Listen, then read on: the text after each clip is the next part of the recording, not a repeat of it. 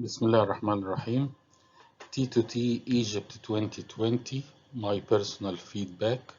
I am Mr. Muhammad Omar El Farouk, consultant vascular surgeon and examiner of the Royal College of Surgeons of England.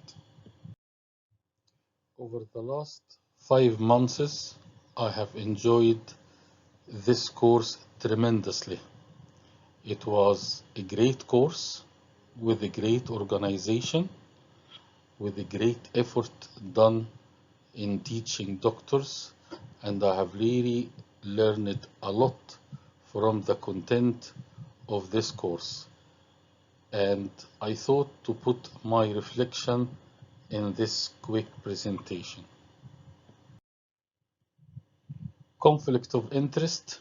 None, except that over the last 5 months, due to study of the course, I was unable to do 90% of my private practice, so my income went down dramatically, but I am happy.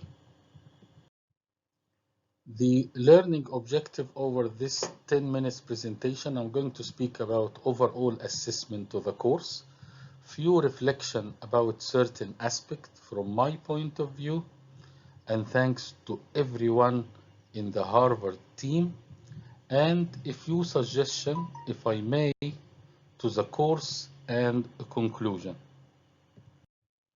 The overall assessment to the course is really great. Is 150% more than our expectation. Great lectures, great effort, great updated information to all aspects of medical learning. The slides were fantastic and all the presenters were really great. And a very special thanks to Professor Jeremy Richard. He spent a lot of time, a lot of effort to organize this course and the workshop, although I know he has very busy schedule. Also, very special thanks to Ajay Singh. He did visit Egypt and we had the pleasure of meeting him, and I know he's controlling a lot of the background of this course. Very deep thanks to Professor Kevin Tucker.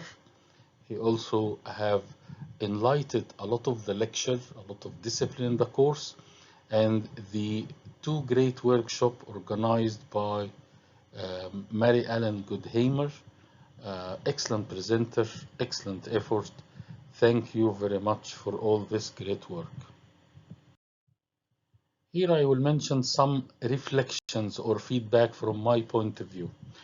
The survey by Professor Tucker, which come immediately over the second day, is a little bit long. It takes more than 10 to 15 minutes to fill up. I think it can be more simple than that. Again, all the questions that has been asked by the candidate, the reply of the professors was, this question is great, fantastic, unbelievable. Sure, there must be a good question and there must be a bad questions, but I know that you have used to pick up on positive and completely ignore negative. You were very nice people, and it's unrealistic to have all the questions fantastic. Now, the last comment is the impact of new learning technology at the year 2020, I think can be expanded, and I will elaborate on this point over the next slide. The online proctoring software, which is a new software designed to control the exam by the candidate, relying on face tag, expression, and facial monitoring. And here is a video to explain this software in very short term. This is the product demo of Meadows Online Proctoring. First, let's understand how proctoring can help you. Proctoring prevents cheating in online examination without setting up a physical examination hall. This can be used to conduct high-stakes tests, such as entrance examinations and semester examinations. This can also be used to conduct recruitment drives online, such as campus recruitment and hiring of experienced candidates. Now, to invigilate these candidates, check out Metal's dashboard. It generates automatic warnings, like multiple faces and not on seat. You can see the live video feed of all the candidates. And you can even chat with candidates, just like in an examination hall. Let's see how we do it through this video. The process is broadly divided into 3 parts. First, the candidate's overview. Second, the invigilator's experience to create such proctored tests and to invigilate the group of remote candidates. And third, the test administrator's experience to select the candidates on the basis of reports and analytics. Now, let's see how a candidate attempts a proctored test. Candidates must have received an invitation email from the company to appear for the test. Metal automatically diagnoses the candidate's system for the necessary system settings required to enable proctoring. The candidate reads the instructions to begin the test. The webcam turns on, and candidates complete the examination live while video is being recorded. Now, let's see these live videos at the invigilator's dashboard. That's where the real action is happening. For that, first log into your Metal account. You will land at the test dashboard. Here, you would spot a green ribbon on the tests in progress. Click on it to view the live feed of the test takers. So now, here is our dashboard. You can see the live image feed of all the candidates taking the test. This image feed gets refreshed every few seconds. Please note the red mark on the candidate's name. It shows that they must have violated the code of conduct.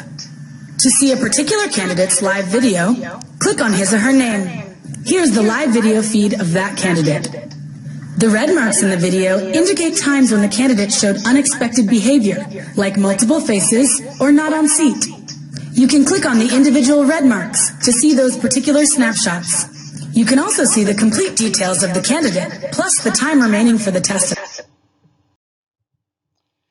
One of the new technology again in training in hospital is virtual hospital, where you can have candidate going into operating theater, perform the operation on virtual reality, and he can get a reply and the assessment. Again, this topic has not been touched during the course, while there was now a lot of program dealing with virtual hospital environment. Electronic diagnosis. Diagnosis is a difficult dilemma, but with the amount of data that we have, we can now use the electronic tool to help us in diagnosis. I use Prognosis Pro version 6, which is very nice tool. You can write your symptoms and sign and lab test here, and you ask for differential diagnosis. For example, if you put cough, fever, leg ulcer, you press on differential diagnosis, it will give you all diseases that cause this disease, and you can read about them. And the more you put information, the lower your differential diagnosis. So electronic diagnosis again play a part over the future of medical training and can be touched during the course. Now, artificial intelligence, extremely important tool and definitely will play a part. And I will show this quick video.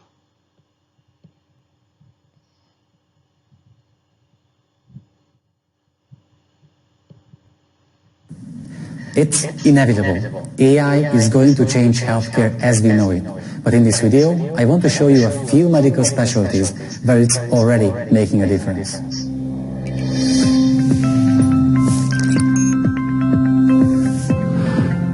Radiology. In 2018, a deep learning-based algorithm was developed using more than 50,000 normal chest images and almost 7,000 scans with active TB. The algorithm became so good that in performance tests, it easily beat radiologists. Of course, it has its shortcomings, but this test shows that even the AI of today can be a helpful second reader for physicians, while the AI of tomorrow can bring screenings and precise diagnostics to even the less developed areas where medical professionals are not available. Dermatology. AI is advancing elsewhere too. Researchers in Germany, the US and France trained a deep learning neural network to identify skin cancer by feeding it with more than 100,000 images of malignant melanomas and benign moles. After this training, they compared its performance with 58 international dermatologists, and the results were remarkable. While the dermatologists accurately detected more than 86% of the melanomas, the neural network detected 95% of them. Oncology.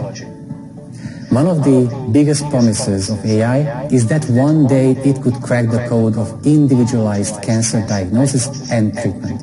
And Watson, IBM's very own AI, is a powerful tool that is mainly being used and tested in the field of oncology. So far, dozens of hospitals have adopted this technology, and it's being used in conjunction with medical judgment. While its promise is strong, it has not yet been able to live up to the expectations in the fight against cancer. Cardiology. Cardiovascular diseases are the #1 cause of death globally. For those affected, early detection is critical for both management and treatment.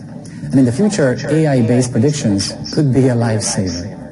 Since studies have shown that markers of cardiovascular disease can often manifest in the eye, scientists are using deep learning methods to identify risk factors such as age, gender, smoking status, and blood pressure, only by looking at the eye.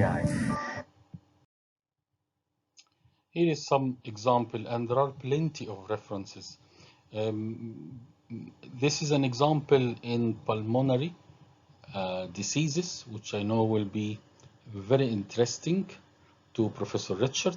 This is a role of artificial intelligence in diagnosis of lung diseases, and this has been published 2019. It's a very nice article where they have developed AI systems that can look in the chest X-ray and give you immediately a very good differential diagnosis, even about the condition of the heart and evidence of heart failure. Here is also another very nice paper, impact of electronic clinical decision support tool for emergency department in patient with pneumonia. It's a fantastic article to read, and the software and facility are easy available. Now, regarding surgery, we have a problem. Over the next 2 decades, we will need more than 500,000 surgeons worldwide, and we're unable to train them by the current procedures that we have. And the only solution is VR.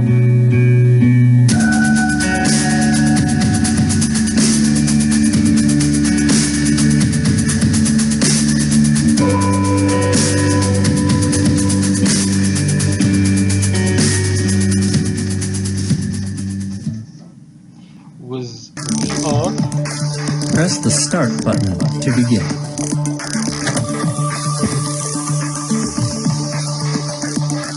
T2T's X-ray. As you can see, this is a significant fraction.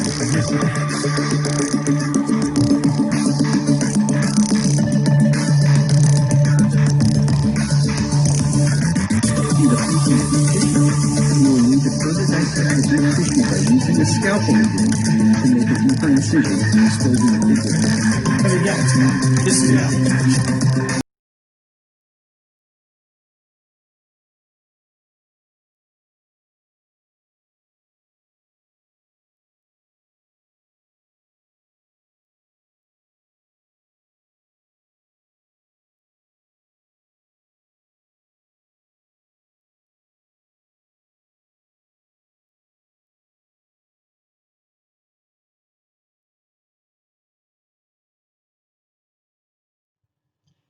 Now, in conclusion, I would like to say it was a great course, highly recommended for any country who wants to raise its medical standard. A lot of effort has been put in the course, and we really appreciate it much. With a few updated digital touches, I think it would be perfect, and I have enjoyed every second of it. And thank you very much. With all my best wishes, Dr. Muhammad Omar El Farouk.